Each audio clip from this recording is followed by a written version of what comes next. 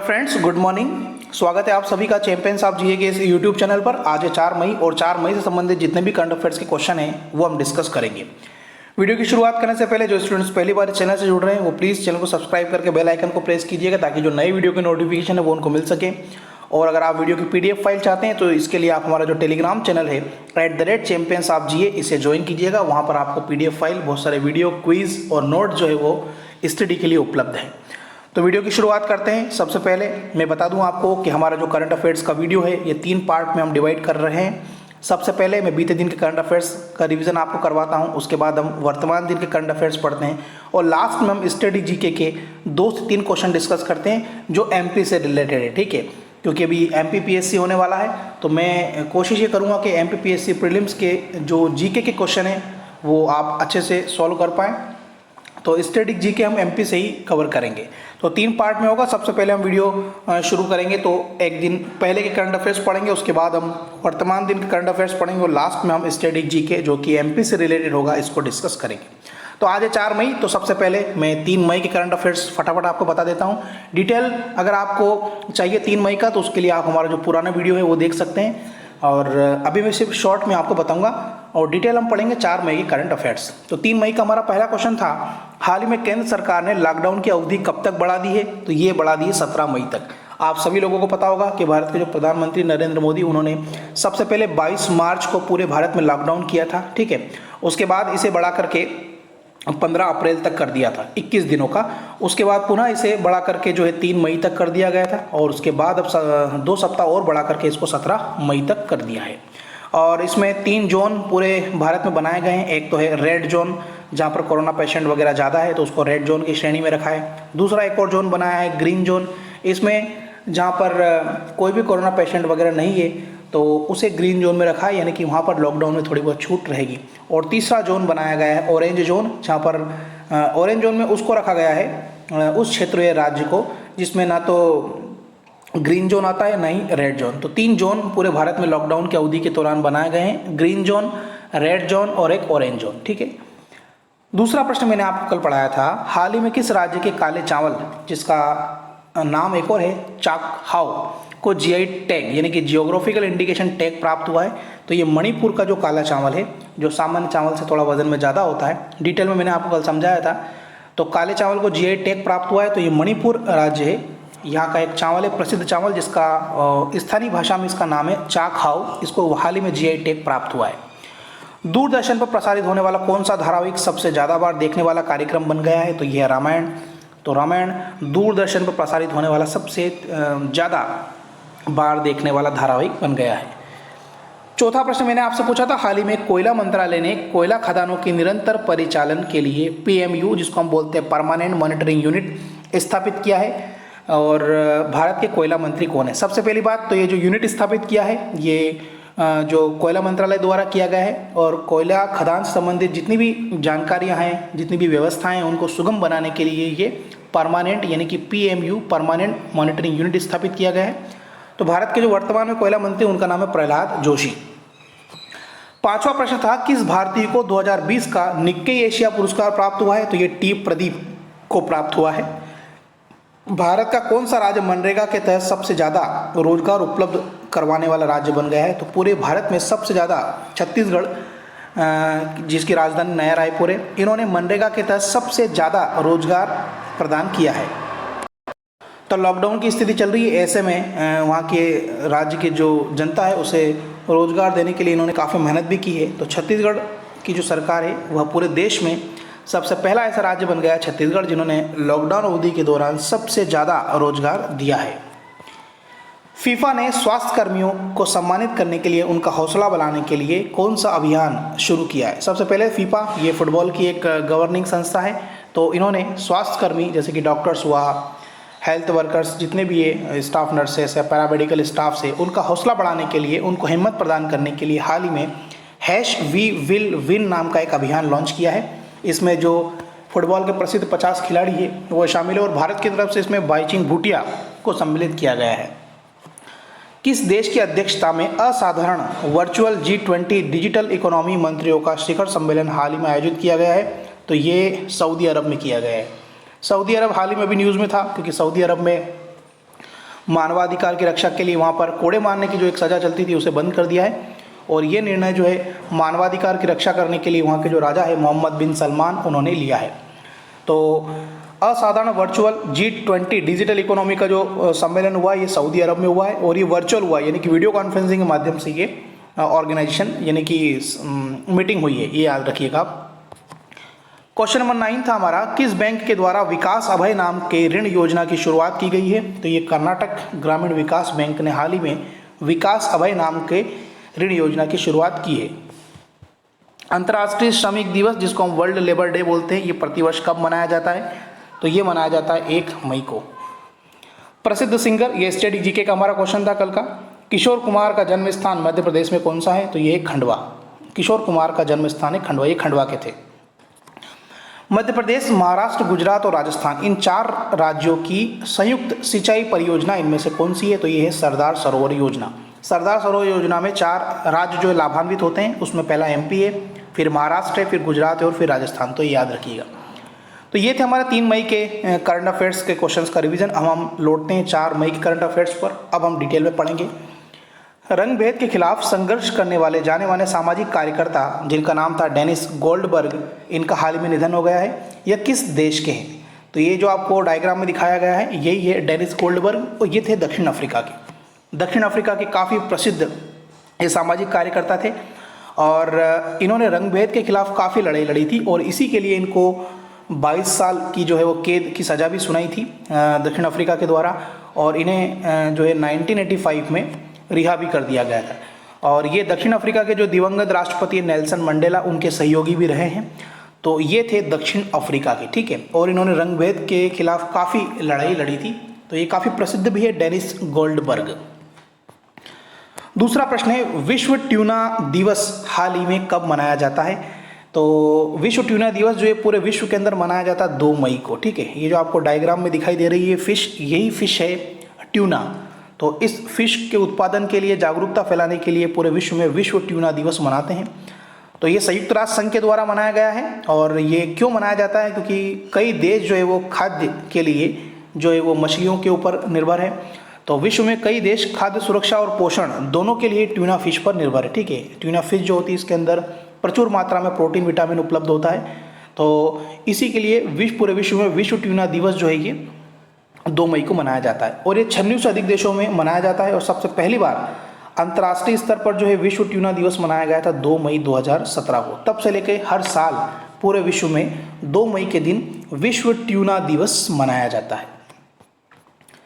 तीसरा प्रश्न है, हाल ही में परिवहन एवं राजमार्ग मंत्रालय के सचिव के पद पर किसे नियुक्त किया गया है? तो पहले कौन थे? पहले थे संजीव रंजन, ठीक है। तो इन्हें रिप्लेस किया है गिरधर अरमानी ने। तो अब जो भारत के परिवहन एवं राजमार्ग मंत्रालय के जो सेक्रेटरी होंगे वो होंगे गिरधर अरमानी। और ये इन्होंने किसको रिप्लेस किया है, किसका स्थान लेंगे? ये लेंगे संजीव रंजन का। अब संजीव रंजन कहाँ गए हैं? संजीव रंजन अब बनेंगे शिपिंग मंत्रालय में सचिव, ठीक है। और भारत के जो परिवहन एवं राजमार्ग मंत्रालय के मंत्री उनका नाम है नितिन जयराम गडकरी, ये भी आप याद रखिएगा। चौथा प्रश्न है, केंद्रीय सड़क अनुसंधान संस्थान ने हाल ही में किसानों की मदद करने के लिए कौन सा एक ऐप लॉन्च किया है?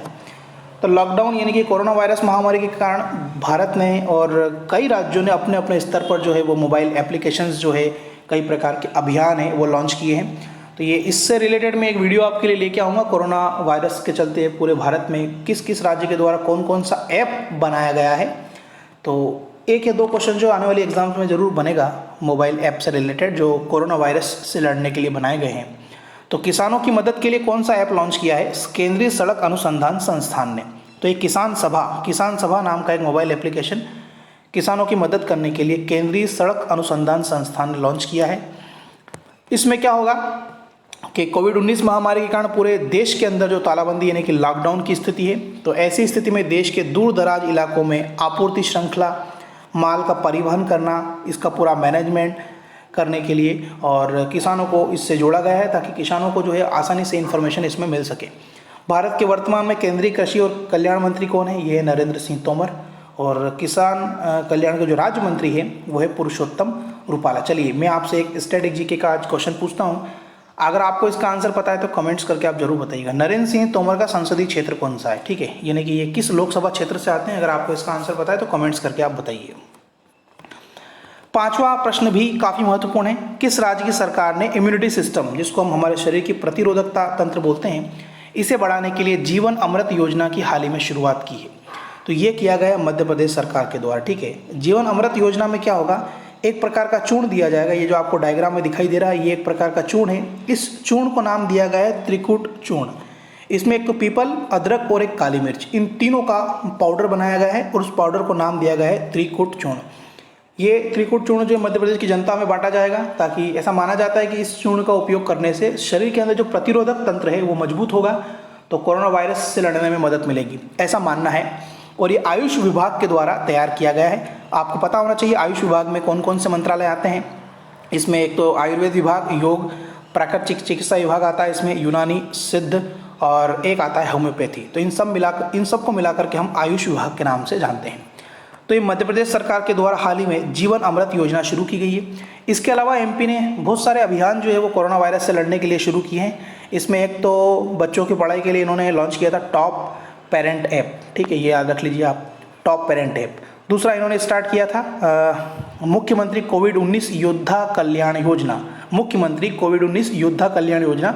इसमें जो भी कर्मचारी कोरोना वायरस से लड़ने में सहायता प्रदान कर रहे हैं, चाहे वो पुलिस विभाग का हो, चाहे वो स्वास्थ्य विभाग का हो, राजस्व विभाग का हो, उसके लिए मध्य प्रदेश के मुख्यमंत्री श्री शिवराज सिंह चौहान, उन्होंने कोविड-19 योद्धा कल्याण योजना की शुरुआत की है। इसके अलावा एक और जीवन सुरक्षा योजना की शुरुआत भी मध्य प्रदेश सरकार के द्वारा की गई है, जीवन सुरक्षा योजना, जिसमें मास्क बनाया जाएगा घरेलू महिलाओं के द्वारा, और हर मास्क बनाने के लिए उनको 11 रुपये भी दिए जाएंगे, ठीक है।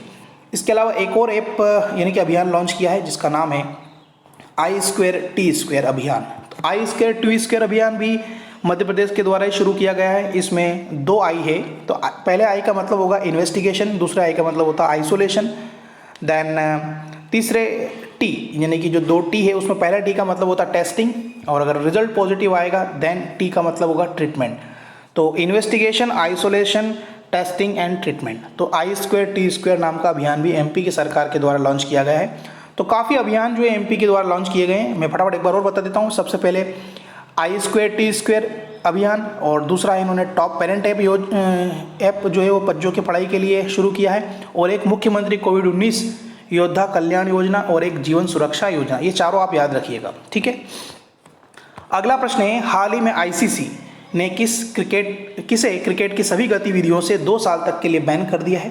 तो ये दीपक अग्रवाल को हाल ही में आईसीसी ने क्रिकेट की जितनी भी गवर्निंग बॉडी है उनमें से 2 साल तक के लिए बैन कर दिया, यानी कि प्रतिबंधित कर दिया है। तो आईसीसी के द्वारा उन पर यह प्रतिबंध आईसीसी एंटी करप्शन कोड का उल्लंघन करने के आरोप को स्वीकार करने के बाद लगाया है, ठीक है। और वर्तमान में जो आईसीसी के अध्यक्ष है उनका नाम है शशांक मनोहर, और आईसीसी के जो मुख्य कार्यकारी अधिकारी है उनका नाम है मनु साहनी, और आईसीसी का जो हेडक्वार्टर है वह दुबई में है, संयुक्त अरब अमीरात में। इसके अलावा अगर आपसे बीसीसीआई का हेडक्वार्टर पूछ ले तो बीसीसीआई का हेडक्वार्टर मुंबई का वानखेड़े स्टेडियम है, ठीक है। तो याद रहेगा आपको, हाल ही में किसे आईसीसी ने क्रिकेट की सभी गतिविधियों से 2 साल तक के लिए बैन कर दिया है? तो ये है दीपक अग्रवाल। इसके अलावा ऑप्शन में एक उमर अकबर का नाम आया है। तो ये पाकिस्तान के क्रिकेटर है जिनको भ्रष्टाचार के कारण 4 साल तक जो है पाकिस्तान क्रिकेट कंट्रोल बोर्ड ने बैन किया है। और सना मीर का नाम आया है। तो ये पाकिस्तान की एक प्रसिद्ध महिला क्रिकेटर है जिन्होंने हाल ही में क्रिकेट से जो है संन्यास ले लिया है। तो ये भी आप याद रखिएगा, ठीक है। 7वां प्रश्न है, किन भारतीयों को American academy of arts and sciences में अंतर्राष्ट्रीय मानद सदस्य के रूप में चयनित किया गया है? ठीक है, तो ये 3 लोगों को मिला है एक्चुअली। पहली तो है शोभना नरसिम्हन, दूसरा है बिमन बागची और तीसरी है कविता सिंह। इन तीनों को अमेरिका के अंदर एक स्थित रिसर्च सेंटर जिसका नाम है academy of arts and science, तो इन्होंने अंतर्राष्ट्रीय मानद सदस्य की जो उपाधि के लिए इनका चयन किया है। ये 3 है एक्चुअली, 3 भारतीय हैं ये। तो मैं डिटेल में आपको बता देता हूँ। एक तो ये शोभना नरसिम्हन, ये Jawaharlal Nehru centre for advance scientific research centre जो कि बेंगलुरु में यहाँ की हैं। बिमन बागची ये भारतीय विज्ञान संस्थान बेंगलुरु के solid state and structural chemistry unit से हैं, वहाँ पर प्रोफेसर हैं ये। और तीसरी हैं कविता सिंह, ये JNU में school of arts and aesthetics जिसको हम सौंदर्य शास्त्र बोलते हैं, इससे है ये। और ये किसके लिए चुनी गई है? इन्होंने मानविकी, जिसको हम ह्यूमैनिटीज़ बोलते हैं, और आर्ट्स यानी कि कला स्ट्रीम के लिए चुनी गई है। तो 3 भारतीयों को चुना गया है, शोभना नरसिम्हन, बिमन बागची और कविता सिंह। इनमें 2 साइंस के लिए और तीसरी जो है ये आर्ट्स के लिए, ठीक है। सो ऑप्शन नंबर यहाँ पर 4th वाला सही होगा, बी और सी। शोभना नरसिम्हन, बिमन बागची और कविता सिंह, इन्हें हाल ही में American academy of arts and science अंतर्राष्ट्रीय मानद सदस्य के रूप में चुना गया है। तो काफ़ी इंपॉर्टेंट क्वेश्चन है, याद रखिएगा। अगला प्रश्न है, कोविड-19 से जस्टिस अजय कुमार त्रिपाठी का हाल ही में निधन हो गया है, वह किस संवैधानिक संगठन के सदस्य थे? काफ़ी महत्वपूर्ण क्वेश्चन है ये। अजय कुमार त्रिपाठी जो थे, ये लोकपाल जो होता है उस संवैधानिक संगठन के सदस्य थे, लोकपाल। कुछ डिटेल में आपको बताता हूँ इसमें। तो इनका हाल ही में निधन हो गया है, जस्टिस त्रिपाठी का, और ये इन्होंने मार्च 2019 में लोकपाल सदस्य के रूप में अपना पदभार ग्रहण किया था, ठीक है।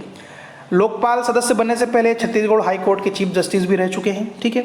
और अब हम बात कर लेते हैं लोकपाल की थोड़ी सी। तो लोकपाल, अगर आपसे कभी पूछा जाए लोकपाल से संबंधित कुछ प्रश्न, तो इसमें आप 3 बातें याद रखिएगा। एक तो आप लोकपाल के अध्यक्ष का नाम याद रखिएगा, और इसमें 2 तरीके के मेंबर होते हैं, एक तो होते हैं जुडिशली मेंबर और एक होते हैं नॉन जुडिशली मेंबर, ठीक है।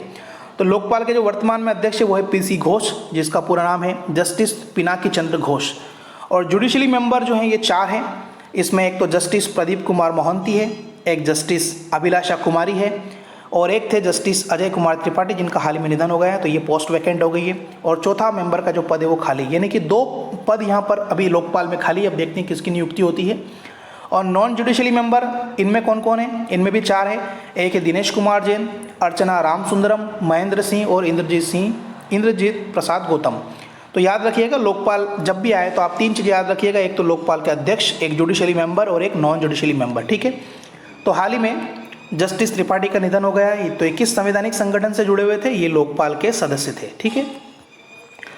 किस जगह की केसर, जिसको हम सेफ्रॉन बोलते हैं, को जीआई टैग यानी कि ज्योग्राफिकल इंडिकेशन टैग हाल ही में प्राप्त हुआ है? तो ये कश्मीरी केसर है, इसे हाल ही में जीआई टैग प्राप्त हुआ है। कुछ डिटेल में आपको बता देता हूँ। सबसे पहली बात, पूरे विश्व की अगर हम बात करें तो सबसे ज़्यादा केसर उत्पादक देश कौन सा? तो वो है ईरान, और भारत इसके बाद दूसरे स्थान पर है, ठीक है। और भारत में सबसे ज़्यादा केसर कहाँ उत्पादित होती है? ये होती है कश्मीर में। इस केसर की क्वालिटी है कि काफ़ी लंबा केसर है, ये मोटा भी है और गहरे लाल रंग का होता है। और कश्मीरी केसर दुनिया का एकमात्र केसर है, यानी कि कश्मीरी केसर पूरे विश्व में सबसे ज़्यादा, और इस प्रकार की जो वैरायटी वाली केसर है ये कश्मीर में उत्पन्न होती है, जो कि भारत में है। और इसका जो पौधा है ना, ये 1600 मीटर की ऊंचाई पर उगाया जाता है, ठीक है। तो इसे ही अभी हाल ही में जीआई टैग प्राप्त हुआ है। अब जीआई टैग क्या होता है, इसकी डेफिनेशन और थोड़ा डिटेल में आपको पढ़ा देता हूँ। जीआई का मतलब होता है ज्योग्राफिकल इंडिकेशन टैग अथवा पहचान उस वस्तु अथवा उत्पाद को दिया जाता है जो कि विशिष्ट क्षेत्र का प्रतिनिधित्व करती है या किसी खास स्थान पर ही पाई जाती है, ठीक है, या वह उसका मूल स्थान हो, ठीक है। तो इसको हम बोलते हैं ज्योग्राफिकल इंडिकेशन टैग, यानी कि उस क्षेत्र की भौगोलिक विशेषता वाला उत्पाद। जीआई टैग एक तो कृषि उत्पादों को, प्राकृतिक वस्तुओं को, निर्मित वस्तुओं को और उनकी विशिष्ट गुणवत्ता के लिए दिया जाता है, और ये 10 साल के लिए वैलिड रहता है, इसके बाद इसको रिन्यूअल करवाना पड़ता है, ठीक है। तो हाल ही में किस जगह की केसर, जिसको हम सेफ्रॉन बोलते हैं, को जीआई टैग दिया गया है? ये दिया गया है कश्मीर की केसर को। अगला प्रश्न है, one nation one ration card योजना से अब कितने नए राज्य और केंद्र शासित प्रदेशों को जोड़ा गया है? तो ये पहले 12 जोड़े गए थे, अब 5 और बढ़ा दिए हैं, तो अब हो गए टोटल 17। कौन कौन से राज्य हैं ये? एक तो यूपी, बिहार, पंजाब, हिमाचल और दमन और दीव, इनको जोड़ा गया है। पहले 12 थे, 5 अब और हो गए, तो टोटल अब संख्या हो गई है 17। तो क्यों ऐसा किया गया है? क्योंकि कोरोना संकट काल में घरों से बाहर रहने वाले जितने भी मजदूर हैं, वो अब अगर उनके पास राशन कार्ड है तो कहीं पर भी जो है अपना राशन प्राप्त कर सकते हैं। अगला प्रश्न है, गुजरात राज्य का स्थापना दिवस हाल ही में कब मनाया गया है? तो गुजरात राज्य का स्थापना दिवस मनाया गया है 1 मई को, और आपको याद होना चाहिए 1 मई को ही हम विश्व मजदूर दिवस भी मनाते हैं, तो उसी दिन गुजरात राज्य का स्थापना दिवस भी मनाया जाता है। इसके अलावा 2 मई को हम विश्व ट्यूना दिवस भी मनाते हैं, और 1 नवंबर को हम मध्य प्रदेश राज्य का स्थापना दिवस मनाते हैं। आपको पता होगा क्योंकि मध्य प्रदेश की स्थापना हुई थी 1 नवंबर 1956 को, तो ये भी आप याद रखिएगा। गुजरात राज्य के स्थापना दिवस से संबंधित कुछ और हम डिटेल पढ़ लेते हैं। सबसे पहली बात, गुजरात राज्य कब बना था? तो ये 1 मई 1960 को बना था, ठीक है। गुजरात राज्य 1 मई 1960 को इसे पूर्ण राज्य का दर्जा प्राप्त हो चुका था। और गुजरात की अगर हम बात करें तो सबसे ज़्यादा नमक उत्पादित करने वाला भारत का पहला राज्य जो है वो है गुजरात। सबसे ज़्यादा नमक यहाँ पर प्रोड्यूस होता है और ऐसा माना जाता है कि उत्पादन का देश के कुल नमक उत्पादन का 60% जो है ये गुजरात में ही प्राप्त होता है। गुजरात के जो वर्तमान मुख्यमंत्री उनका नाम है विजय रूपाणी और गुजरात के जो राज्यपाल है वो है आचार्य देवव्रत। ठीक है, तो याद रहेगा गुजरात राज्य का स्थापना दिवस कब मनाते हैं तो ये 1 मई को मनाया जाता है। एमपी का कब मनाते हैं तो 1 नवंबर 1956 को जब मध्य प्रदेश बना था तब मनाते हैं। अगला और काफ़ी इंपॉर्टेंट क्वेश्चन है, ये करंट अफेयर्स का हमारा आखिरी क्वेश्चन है, उसके बाद हम स्टडी जीके के 2 क्वेश्चन डिस्कस करेंगे। मंगल ग्रह के लिए नासा के पहले हेलीकॉप्टर का नाम बताइए जिसका नामकरण भारतीय मूल की वनिजा रूपाणी ने किया है। ठीक है, ये भारत की है वनिजा रूपाणी और इन्होंने हाल ही में इंजीन्यूटी नाम का एक नाम दिया था नासा को, जो कि नासा अभी मंगल ग्रह पर उनका एक हेलीकॉप्टर भेज रहा है। तो इस हेलीकॉप्टर का नाम क्या रखा जाए तो इसका नाम जो भारतीय मूल की वनिजा रूपाणी है उन्होंने किया है नामकरण इसका नाम रखा है इंजीन्यूटी। ठीक है, क्यों ऐसा इसमें थोड़ा सा डिटेल हम बता देते हैं आपको। दरअसल नासा जो है मंगल ग्रह के पहले हेलीकॉप्टर के नाम के सिलेक्शन के लिए उन्होंने एक प्रतियोगिता कॉन्टेस्ट रखा था, इसका नाम था नेम द रोवर। तो भारतीय मूल की जो स्टूडेंट है वनिजा रूपाणी उन्होंने इस कॉन्टेस्ट में भाग भी लिया और उन्होंने इसका नाम रखा है इंजीन्यूटी। ठीक है, तो ये खबर हाल ही में जो नासा के प्रशासक है जिम ब्रेडेनस्टाइन उन्होंने ट्वीट करके यह जानकारी दी है। और नासा ने क्या लिखा अपने ट्विटर हैंडल पर, our Mars helicopter has a new name that is Ingenuity. तो अब मंगल ग्रह के ऊपर जो नासा का हेलीकॉप्टर जाएगा उसका नाम रहेगा इंजीन्यूटी और ये नामकरण भारतीय मूल की जो वनिजा रूपाणी है उन्होंने किया है। ठीक है, और मैं बता दूं आपको ये जो मिशन है ये इसी साल जुलाई 2020 में मंगल के ऊपर जाएगा। तो ये थे हमारे करंट अफेयर्स के क्वेश्चन। अब हम डिस्कस करते हैं स्टडी जीके जिसमें हम एमपी को कवर कर रहे हैं। तो आज का हमारा स्टडी जीके का पहला प्रश्न है, मध्य प्रदेश में चचाई जलप्रपात कहाँ स्थित है? तो ये रीवा में पड़ता है। ये जलप्रपात 130 मीटर ऊंचा है। ठीक है, और बीहड़ नदी पर बनाया गया है, ये भी आप याद रखिएगा। किस रिवर पे है ये? बीहड़ नदी पर। कुछ और भी जलप्रपात मैं बता देता हूँ आपको। कपिल धारा जलप्रपात ये अनूपपुर में है। धुआंधार जलप्रपात ये बेड़ाघाट में पड़ता है। दुग्ध धारा जलप्रपात ये अनूपपुर में है। मानधार जलप्रपात ये बड़वा में है। सहस्त्रधारा जलप्रपात ये महेश्वर जो कि खरगोन में आता है यहाँ पर स्थित है। बहुटी जलप्रपात ये रीवा में, ये भी आप याद रखिएगा। केवटी जलप्रपात ये भी रीवा में है। और पाताल पानी जलप्रपात ये इंदौर में है। और टोस जलप्रपात सतना में है। और पांडव जलप्रपात पड़ता है पन्ना में। तो रीवा में 3 हैं, ये याद रखिएगा, एक तो बहुटी, केवटी और ये चचाई। ठीक है, तो टी और ई, टी याद रख लीजिएगा। क्या याद रखेंगे, मैं ट्रिक बता देता हूँ इसको, टी। ठीक है, तो ई से तो आपका हो जाएगा चचाई, टी से हो जाएगा आपका बहुटी और एक और टी से हो जाएगा आपका केवटी। याद रहेगा आपको? ठीक है। अगला प्रश्न है, राष्ट्रीय सोयाबीन अनुसंधान संस्थान जो है कहाँ स्थित है? जिसको हम राष्ट्रीय सोयाबीन अनुसंधान केंद्र बोलते हैं। तो ये मध्य प्रदेश का जो शहर है इंदौर, वहाँ पर राष्ट्रीय सोयाबीन अनुसंधान केंद्र स्थित है। और डिटेल इसमें हम देख लेते थोड़ा सा। मध्य प्रदेश में गेहूं अनुसंधान केंद्र अगर आपसे पूछ लेते कहाँ है तो ये पवारखेड़ा जो कि जबलपुर में है। अंगूर अनुसंधान केंद्र ये रतलाम में है। इसके अलावा मध्य प्रदेश का धान अनुसंधान केंद्र अगर आपसे पूछे तो ये बड़वानी में है। भारतीय वन प्रबंधन संस्थान कहाँ है? ये भोपाल में है। स्वान प्रशिक्षण केंद्र कहाँ स्थित है? तो ये भदभदा भोपाल में है। और तुलसी शोध संस्थान ये चित्रकूट जो कि सतना में पड़ता है। तो फ्रेंड्स, ये था आज का करंट अफेयर्स और स्टडी जीके का वीडियो। आपको वीडियो कैसा लगा है कमेंट्स करके जरूर बताइएगा। और आप सभी लोगों से रिक्वेस्ट है कि व्यूज़ काफ़ी कम है, तो जितना हो सके इस वीडियो को अपने दोस्तों के साथ शेयर करना ना भूलें आप। फिर मिलते हैं हम 5 मई करंट अफेयर्स के साथ। तब तक गुड बाय, टेक केयर।